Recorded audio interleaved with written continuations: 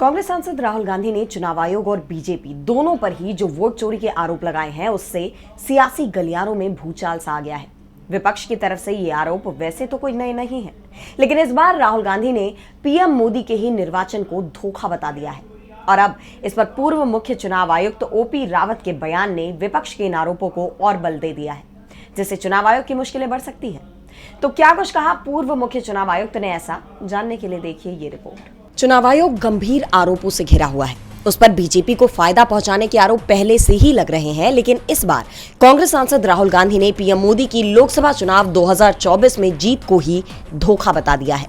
उन्होंने वोट चोरी के जो आरोप लगाए हैं, कर्नाटक में चुनाव में धांधली के जो सबूत पेश किए हैं, उस पर मुख्य चुनाव आयुक्त ओपी रावत का अब बड़ा बयान सामने आया है।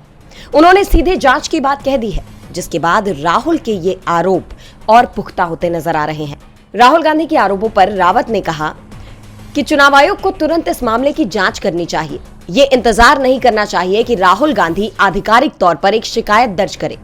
जब मैं वहां था तो हमारी पॉलिसी यही थी कि अगर किसी वरिष्ठ नेता ने कोई मुद्दा उठाया है तो स्वतः संज्ञान लेते हुए उसकी फौरन जांच की जाए और जो भी तथ्य सामने आते हैं उसे आम लोगों के सामने पेश किया जाए, ताकि इस संस्था में लोगों का विश्वास बना रहे।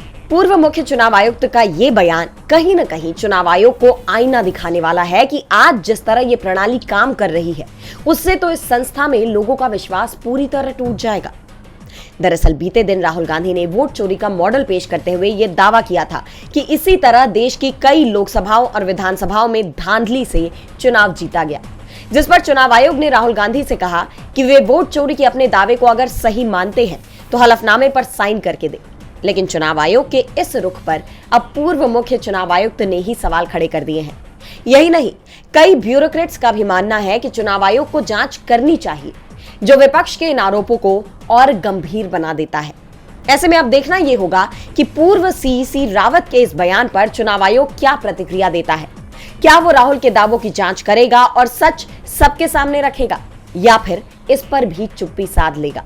ये देखने वाली बात होगी। डीबी लाइव की रिपोर्ट।